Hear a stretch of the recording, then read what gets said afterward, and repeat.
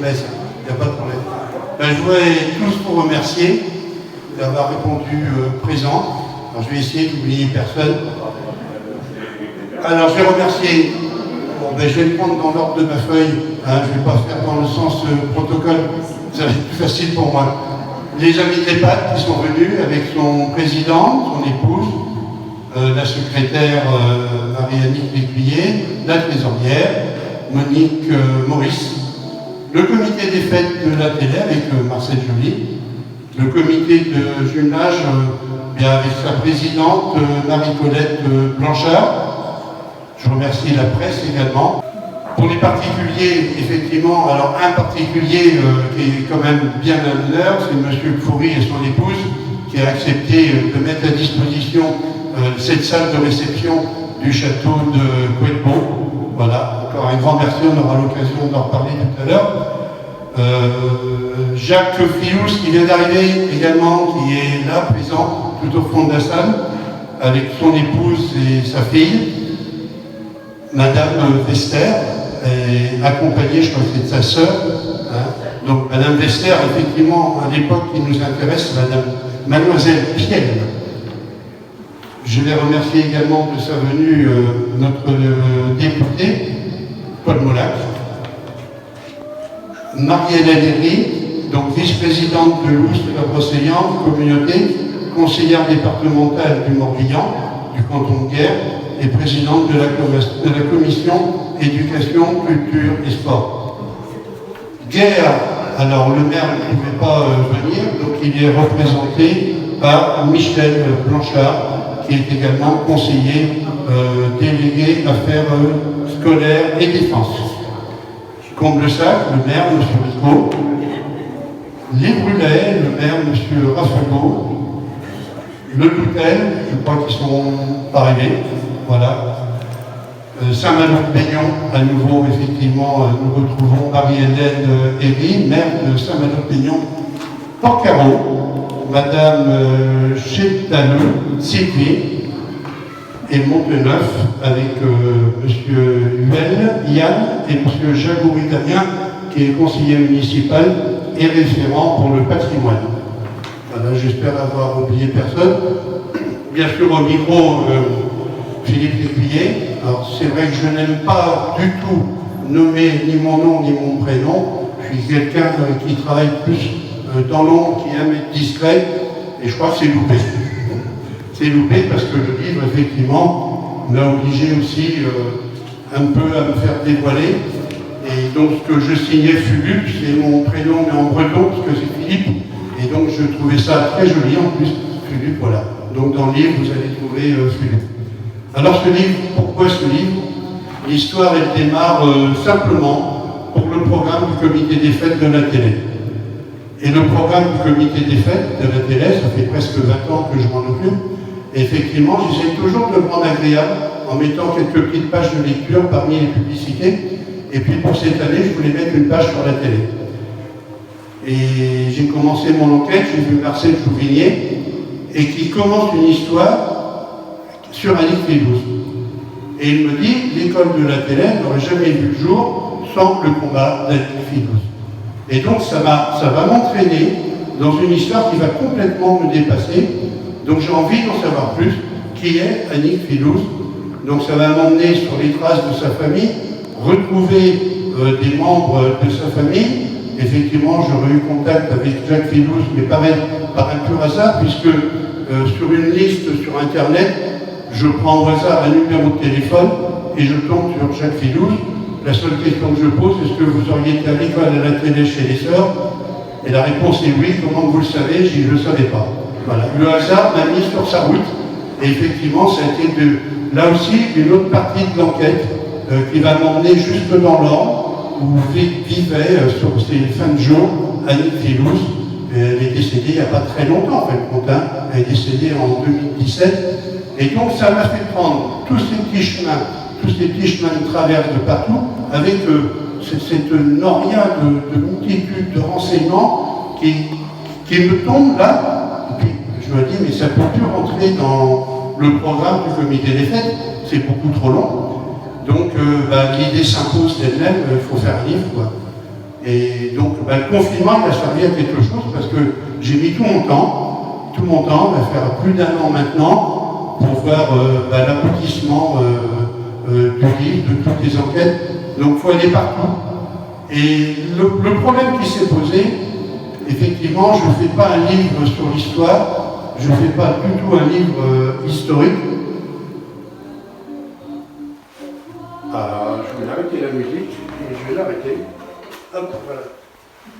On va mieux s'entendre. Donc je ne voulais pas du tout faire un livre historique, et il fallait que je pose les bases de ce qu'allait devenir le livre Les Mémoires de Naguère. Donc le jeu de mots, il a été facile à trouver. Mémoire de Naguère, guerre, je vais associer les deux, et donc je vais associer Mémoire de Naguère. Et je prends un compas et je trace 10 km autour de guerre. Et le deuxième impératif, je me limite, je ne veux que des villages de moins de 1000 habitants. Parce que c'est ces villages-là, effectivement, à une époque, qui ont quand même pris mal. Il y a eu la classe scolaire, il y a eu beaucoup de choses qui ont fait qu'il y a eu des modifications, et il y a eu toutes ces vies, tous ces commerces qui ont disparu, et une baisse de la population significative. Et donc, je dis, c'est ça qui m'intéresse. Alors, je ne m'occupe plus de la géographie des départements. 10 km, c'est pour ça que je me retrouve effectivement les Brulets, Comble-Sac, le Loutel, voilà, j'ai sauté le verrou des départements pour m'intéresser. Et donc après, il faut prendre son bâton de pèlerin, il faut aller à la rencontre des gens, de la population, des maires, effectivement, que j'ai rencontrés également, et puis essayer de collecter le maximum d'histoire. Et puis quelquefois, on trouve le petit bonheur, une dame qui a écrit, Madame Amis, pour la nommer, Voyage imaginaire, c'est du pain béni, parce que, effectivement, c'est une histoire qui raconte la vie de son village, comme si elle sort de chez elle, et puis elle raconte, en sortant de chez moi, à droite, on tournait là, il y avait ce commerce, et donc, je me suis inspiré beaucoup de ça, bien sûr, avec les autorisations des personnes concernées, mais ce ne sont que des extraits, parce qu'après, il faut que le livre aussi ne soit pas une reprise totale de ce qui a déjà été fait. Hein. Et puis trouver les photographies, les documents de l'époque. Saint-Malo de Peignon également, qui a failli m'emmener à Pimpon, parce qu'il y a une histoire d'une partie de Saint-Malo de Peignon qui se rattache à travers le château des évêques, puisque le bois de construction a été fourni par le domaine de Pimpon. Donc le châtelain de l'époque, le propriétaire, a fait couper des arbres et a fourni le bois d'œuvre pour la construction du château de Saint-Malo de Peignon. Mais comme je m'étais imposé de ne prendre que les 10 km, je ne pars pas dans le livre, effectivement, de Pimpon. Voilà. Donc c'est la limite que je m'étais imposée. Et puis à travers l'histoire, effectivement, je vais y revenir, d'Annick Filouz, on s'aperçoit qu'il y a des histoires qui sont méconnues et qui sont enfouies dans la mémoire des gens. Et je me dis, ces gens qui ont déjà un certain âge, il va arriver un moment donné, si personne ne recueille ce qu'ils ont à dire, ça va être perdu définitivement. D'où l'idée de ce travail, effectivement, qu'il faut faire. Et je remercie encore M. Jouvigny. S'il ne me parle pas d'Annick, je ne suis pas sur cette affaire, et je ne suis peut-être pas ici aujourd'hui au château de Pueco. Et effectivement, Annick, alors c'est un serment de petite fille. Alors j'ai deux versions qui dit, moi, quand je serai grande, j'achèterai une école, parce qu'il n'y avait pas d'école avec enseignement religieux à la télé, et puis elle grandit, effectivement, elle va rentrer à la Croix-Rouge, avec tous les embêtements qui vont en découler pendant la guerre. Elle sera arrêtée, elle sera également envoyée en Allemagne en camp de concentration, et là, pareil, on nous rapporte qu'elle aurait fait le serment que si elle s'en sortait, quand elle rentrerait, eh bien, elle se battrait, elle ferait construire cette école de la télé. Effectivement, elle s'en sort. Alors, je ne sais pas comment elle négocie avec sa famille, mais toujours est-il qu'il y a quelques arbres aussi qui vont être abattus pour fournir du bois d'œuvre, et elle va se battre, bec et ongle, avec les administrations pour faire ouvrir cette école de la télé. Ça ne va pas assez vite, elle voit un monsieur Borca, et elle lui dit, vous ne faites rien de votre maison, est-ce que vous pourriez me la prêter? Et elle fait ouvrir une classe. Oui, il n'y a pas beaucoup d'élèves, c'est 5-6 élèves, mais l'école démarre là. Et donc après l'inauguration, effectivement, en 1953, donc c'est bien vu, effectivement, à l'entêtement d'Annick Filouz, que cette école a vu le jour. Donc il y avait effectivement 2 écoles à la télé. Donc ces petites histoires-là, il y en a dans tous les villages, de partout, j'en ai trouvé. J'ai repris la légende du Loutel, la bête de la Loyère. Alors, ce livre, pourquoi je contacte tous les maires? D'abord parce que ça part de chez vous. Et puis je trouve que ce livre, c'est peut-être aussi ce qui peut aiguiser l'appétit des gens qui sont de passage et qui pourraient acquérir ce livre et peut-être de faire le tour du livre sur place. C'est-à-dire, tiens, on parle de ça dans tel village, ben on va aller découvrir ce qu'il y avait dans ce village, on va peut-être aller voir de quoi ce village parle, effectivement, puisqu'il y a des photos, il y a des commerces, il y a tout ça, et moi je pense que c'est quelque chose qui est important, et pour les maires, dans le cadre par exemple des échanges, lors de cérémonies et choses comme ça, quand on a des invités de prestige, effectivement c'est quelque chose qui va vraiment marquer l'appartenance du territoire. Ce livre, il est là pour ça. Hein. Donc il a imprimé intégralement en noir et blanc. J'avais des photographies couleur, mais je voulais garder le côté rétro, ce côté ancien. Et donc je me dis, ce livre, il ne peut être imprimé que en noir et blanc. Et effectivement, on voit le relief que ça lui a donné. Et après, bah, effectivement, ça va être à vous de découvrir, de le faire découvrir. Et puis, c'est poser une question. Ça coûte très cher. Mine de rien. Enfin, moi, à mon niveau, je trouve que ça coûte très cher. Et puis, j'ai rencontré, effectivement, j'ai sollicité leur rencontre avec la maire de Bédion, et bien sûr, conseillère, je ne vais pas redire toutes les étiquettes, hein, mais effectivement, c'est le premier contact que j'ai, c'est Marie-Hélène, maire de Saint-Malo de Bédion.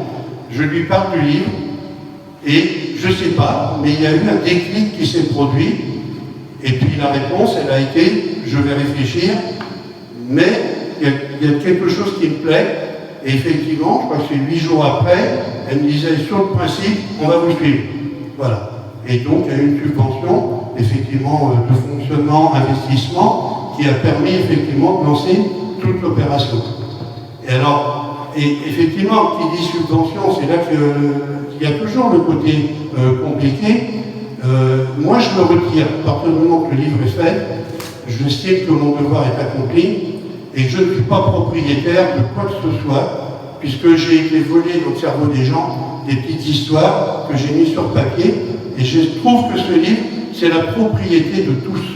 Ce livre, il appartient aux gens, et il faut qu'il retourne pour les gens. Donc je me retire complètement, je ne réclame rien, même pas mes frais de gasoil des déplacements que j'ai pu faire, c'est cadeau. Et puis je voulais trouver une association, alors c'est facile bien sûr, parce que mon épouse est secrétaire dans cette association, ça me tentait les bras, mais voilà, les amis de l'EHPAD. Pourquoi? Parce que les amis de l'EHPAD, ils font tout ce qu'ils peuvent pour aider nos anciens. Eh bien ce livre, s'il doit apporter quelque chose, ben, il faut que ça leur apporte à eux pour continuer les actions. Ce livre parle d'anciens, et il faut qu'il retourne aux anciens intégralement. Alors, il y aura une petite contribution qui sera demandée, mais cette contribution, c'est ce qui permet aussi d'entretenir et de faire vivre ce livre et de pouvoir aussi en réimprimer. Donc la contribution, elle a été fixée à 5 €. C'est vraiment quelque chose qui aura, comme on dit, des pâquerettes, qui est accessible, qui est à portée de toutes les bourses. Hein. Et puis il y a le second projet, quand tout ça aura été mis en route, je vais faire le diaporama du livre. Mais ce diaporama sera plus la destination, en fin de compte, des enseignants, puisque Marie-Hélène Herry me l'avait suggéré, ça intéressait au niveau des écoles. Mais mon idée première, c'était pour les maisons de retraite, parce que cet éveil de la mémoire, à travers tous ces récits, les photographies, je crois que pour les animateurs, c'est quelque chose qui va être phénoménal, de projeter avec les anciens, et puis de faire ce travail, effectivement, de rappeler, de refaire revenir et revivre tous ces souvenirs. Voilà. Donc, voilà, c'est tout ça, le livre, il y aurait beaucoup à dire, puis je ne vais pas raconter toutes les histoires, parce qu'après, je crois que c'est la lecture. Et pour donner envie, bien sûr, à tous les maires qui ont répondu présent, il y a un livre qui vous sera offert pour la mairie, hein, pour que vous en ayez connaissance et que vous puissiez, après, prendre votre décision, si vous décidez d'en acquérir, de contacter l'association, on vous donnera toutes les démarches pour avoir facilement l'accès aux livres et compagnie. Et puis, j'ai quand même j'ai remercié tout à l'heure Marie-Hélène Herry, mais je vais encore le faire une nouvelle fois, parce que c'était pas évident. C'est une décision qu'elle prend et elle n'a pas tous les tenants et tous les aboutissants, en fin de compte, de ce qu'allait devenir ce livre, Les Mémoires de Naguère. Donc peut-être qu'elle a pris un risque. J'espère que pour elle, le risque était bien calculé. Et puis maintenant, je vais appeler effectivement Madame la... Alors, moi j'ai toujours du mal. Ça, c'est Madame la vice-présidente de Lous-Saint-Constellian Communauté, Madame la conseillère départementale du Morbihan Canton-Guerre et Madame la présidente de la commission éducation, culture et sport. Et c'est un merci très appuyé pour Marie-Hélène Herry. Encore bravo. Je sais pas parole. Bonne prochaine, je suis beaucoup plus petite, moi. Merci beaucoup, Philippe. Alors, moi, c'est tout simplement Marie-Hélène aussi. C'est vrai que quand vous êtes venu me voir en tant que maire de Saint-Malo-de-Baignan, avant tout, pour me présenter le projet, j'ai trouvé que c'était une belle histoire parce que nos communes ont beaucoup de patrimoine. Il y a un patrimoine qui existe, un patrimoine physique, comme ici au château de Couetbeau, et puis il y a le patrimoine oral, toutes les histoires qui font la richesse humaine aussi finalement, de ce qui nous constitue. Et du coup, forcément, j'ai trouvé ce projet très intéressant. Et puis, il y avait toute la dimension, après, j'ai envie de dire, qui est plutôt du côté, ce qu'on appelle social. Et là, c'était la conseillère départementale, effectivement, qui était touchée par cette belle aventure humaine que constitue l'organisation et l'écriture de ce livre, avec des belles rencontres, mais également ce rafraîchissement, je veux dire, de la mémoire. On sait que le conseil départemental a pour compétence nos aînés. Et donc, ça me semblait intéressant comme projet, et c'est pour ça que j'ai dit que je réfléchisse un petit peu, parce que je suis quand même pas toute seule à décider au niveau du département. Mais moi, j'étais convaincue par ce projet, par deux volets. D'une part, par le travail qu'il faisait mener aux uns et aux autres, de rafraîchir la mémoire, de le mettre sur le papier, et puis de le partager aux générations, parce que je pense que l'histoire, c'est avant tout quelque chose qui se transmet de génération en génération. C'est ce qui nous constitue, j'ai l'habitude de le dire, ce sont nos racines. On est ici pas très loin de la forêt de Brocéliande, en tout cas à Saint-Malo, c'est très clair. Et je suis très attachée à la nature et aux arbres en particulier. Les arbres, pour qu'ils poussent bien, il leur faut des racines. Et je pense que notre monde aujourd'hui, comme le monde de toujours, a besoin de racines. Et ces racines, ce sont nos histoires. Nos histoires qui forment la grande histoire, l'histoire avec un grand H. Donc ces histoires qui nous constituent, qui parfois...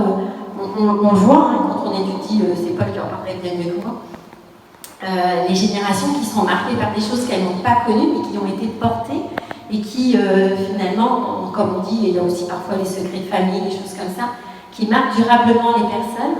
Et donc là, ces histoires que vous alliez récolter auprès des uns et des autres, ça c'était beau, et puis ça permettait à nous, nouveaux habitants du territoire parfois aussi, moi, ça fait 26 ans, puis la moitié maintenant de ma vie que j'y suis, mais n'empêche que je suis quand même pas née ici et je suis friande, j'ai envie de dire, d'apprendre encore plus de choses sur notre territoire, surtout pour nous, je pense, les uns et les autres, et notamment les maires qui représentons nos concitoyens, qui représentons nos communes, donc qui représentons aussi leur histoire et qui avons sommes dépositaires de tout ça. Donc c'était déjà une belle idée sur ce point-là, une belle idée sur le point de raviver la mémoire des uns et des autres et de la transmettre. Et puis une très belle idée aussi, que d'aller la porter dans les EHPAD, de projeter, parce que c'était ça aussi que vous m'aviez présenté Philippe, et de rappeler un petit peu la mémoire de tous nos résidents à l'EHPAD. C'est vrai que je salue le maire qui est là et qui fait un excellent travail avec toute son association, avec tous les bénévoles, Marcel Joly aussi. C'est toutes ces associations-là aussi qui créent du lien et qui font qu'on vit un petit peu mieux dans notre pays de guerre. Donc là, je vous rejoins, il n'y a pas de limite administrative. Quand on habite ici, je suis installée d'abord à Saint-Raoul. Saint-Raoul, Boutevelle, c'est à côté, quoi. Quand on est à Guerre, sur la route de Comblessac, c'est une entité. Donc il y a les entités administratives et puis il y a les entités humaines. Et votre livre et ce principe des 10 km était quand même fort sympathique également. Et donc je lui souhaite une belle vie, une bonne vie à ce livre, qu'il continue à vivre aussi au sein de l'EHPAD de Guerre, grâce aussi à l'association. Et puis effectivement, du coup, je suis montée au créneau pour avoir une subvention. Vous m'avez dit, le coût c'était 1 200 €, parce que moi je suis transparente. Hein. Et donc je me suis dit, allez, on va tenter. Des fois, il faut être un peu fou, il faut un peu rêver.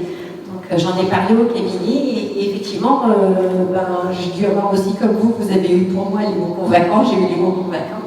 Et donc la totalité du financement du livre a été votée, acceptée et votée, ce qui permettra aujourd'hui, par la vente de ce livre, d'en faire effectivement une suite, de faire vivre le diaporama et puis aussi d'aider l'association des Amis de l'EHPAD qui organise kermesse et différentes animations qui malheureusement en ces temps de crise sanitaire n'ont pas pu se réaliser.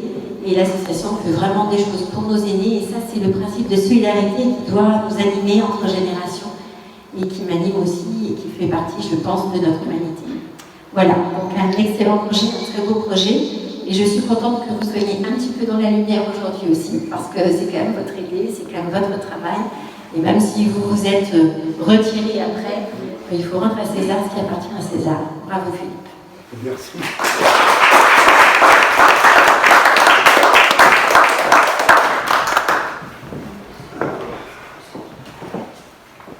Une petite partie maintenant.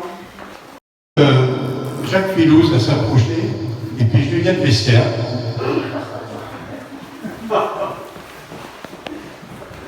Alors pour l'histoire, Juliette Pienne, voilà. Je vais prendre cette petite écriteau pour le mettre devant vous, dans vos deux mains de chaque côté, face à tout le monde. Voilà, de chaque côté, comme ça, hop, vers les gens. Voilà. Voilà. Effectivement, les chemins de l'école, ils ont été à l'école, ensemble à la télé. Je pense main dans la main. Première année. Première année. Hein. Donc j'avais l'idée de prendre un cartable et de le remettre dans chaque main de chaque côté, mais je n'ai pas trouvé de cartable. Alors j'ai dit bon, on va trouver leur gosse. Voilà. Hein. Et pour information, voilà les styles de cahiers de l'époque qu'on écrivait avec les pleins, les déliés, l'écriture appliquée. Voilà, c'était l'éducation de l'époque. Effectivement. Avec la pensée morale tous les matins. Et, oui, exactement. Oui, et puis qu'on recopiait sous la date. Et vous ne vous étiez jamais revu. Non, jamais. Jamais. Monsieur Filouz n'est jamais revenu non plus au château de Précourt. Si, moi, je l'étais revenu. Non, monsieur Filouz. Ah oui, Donc oui, c'est une absence de presque 60 ans. oui, c'est ça. Ouais. C'est ça, voilà. Encore un grand merci d'être venu. Hein. Puis moi, je ne vais pas monopoliser le micro. Hein. Donc, je suis content de vous avoir réunis. Là, on s'est perdu de vue avec Jacques Pradel. Hein. Bon, il n'y a pas les caméras, mais ça va le faire pareil. Effectivement, vous avoir fait vous rencontrer à nouveau, peut-être garder contact, raviver des souvenirs. Hein. Et avant de céder le micro à nouveau, effectivement, il y aura une suite. Alors, je n'étais pas parti pour faire une suite, mais tous les documents qu'on m'a donnés sont tellement nombreux que je ne pouvais pas tout mettre dans le livre. C'était impossible. Et ça m'embête aussi, c'est de les garder pour moi. On m'a fait confiance. Alors, ces documents seront publiés. Il y aura un dernier livre qui s'appellera l'intégrale des mémoires de la guerre, et tous les documents que je n'ai pas pu mettre se trouveront dedans. Donc on ne parlera plus de la vie des villages, ce sera l'intégrale des documents qui seront publiés sous cette forme-là. Il y aura à peu près 80 pages quand même. Voilà. Et ce sera la fin de l'histoire quand même. Voilà. Alors je vais quand même appeler monsieur et madame Foury, hein, nos hébergeurs aujourd'hui, voilà. Je vais les faire venir au micro pour déjà les remercier à nouveau parce que M. Filouz et son épouse, quand j'ai expliqué le livre, d'abord je suis venu une première fois pour dire ben voilà, j'ai écrit un livre, puis il découvre qu'il est en photo quand même dans le livre, donc c'est la moindre des choses. Effectivement, je l'ai un peu rajeuni, hein, puisque l'article date de 2000, hein, et donc on est 20 ans après quand même, quoi. Et je sais pas, il a été séduit par l'histoire. Et quand je lui ai dit, voilà, l'objet de l'avenue, l'histoire, elle démarre pour moi ici. Ma première histoire de ce livre, c'est Annick Filouz. Donc, cette histoire, elle démarre là. Et moi, dans mon objectif, ce serait bien qu'elle se termine ici, pour que la boucle soit bouclée. Et il a tout de suite accepté. Et c'est lui, effectivement, M. Filouz, avec son épouse, qui a dit, et nous vous offrons le vin d'honneur qu'il y aura après. Donc, j'ai trouvé que c'était vraiment... charmant, attentionné, et ça allait dans ce que j'espérais depuis le début, et ça s'est réalisé. Bon, aujourd'hui, j'ai pas de chance, il fait pas le soleil. C'est la seule chose que j'aurais pas réussi, quoi. Et donc maintenant, M. Filouz, encore merci de votre accueil, puis j'aimerais bien que, à votre tour, vous Monsieur le professeur. Je me donne la propriété, c'est pas moi. Bon, bonjour à tous. Donc, avant de passer aux festivités pétillantes tout à l'heure, je voudrais, je pense, à votre nom à tous, remercier Philippe Lecuyer, parce que ce qu'il a fait est exceptionnel. Et je voudrais vous dire quelque chose, Philippe, si vous me permettez. Et j'ai été très ému en lisant votre livre. Très, très ému. Parce que vous avez... C'est pas un livre d'histoire, c'est pas un livre normal. C'est un livre de mémoire. Tout le monde en a parlé, c'est un vrai livre de mémoire d'une époque particulière. Et vous avez su raviver cette période particulière marquée par de très grandes figures du territoire, ici, de grandes figures. Évidemment, vous l'aurez bien imaginé, mon affection va directement à Annick Philouz. Elle est née dans cette maison, une grande résistante. C'est incroyable. Alors, vous avez dit que votre travail est accompli. Je ne pense pas. Je pense que vous allez, avec votre énergie incomparable, vous allez quémander à qui de droit pour qu'elle ait au moins une rue, une place, à la télé, à Guerre, au nom de Annick Philouz. Je pense qu'on lui doit au moins ça. Je pense que là, le travail sera accompli. Et je pense qu'il y a un représentant du maire de Guerre qui sera très sensible à cette demande et qui fera ce qu'il faut. Et puis, deuxième chose qu'il faut dire, c'est que vous avez fait ce travail avec un supplément d'âme exceptionnel. Et je pense qu'on peut tous le remercier et considérer qu'il est l'héros du jour, après tout, et que grand merci, mon cher Philippe.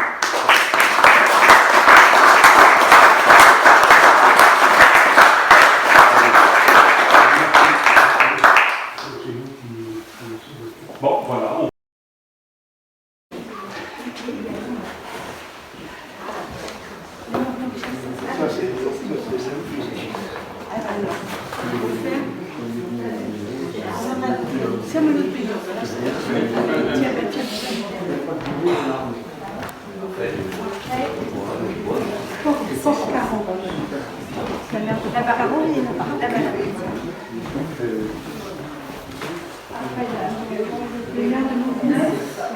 C'est ce que vous m'aviez commandé. Je sais que ça va avoir des amis de base.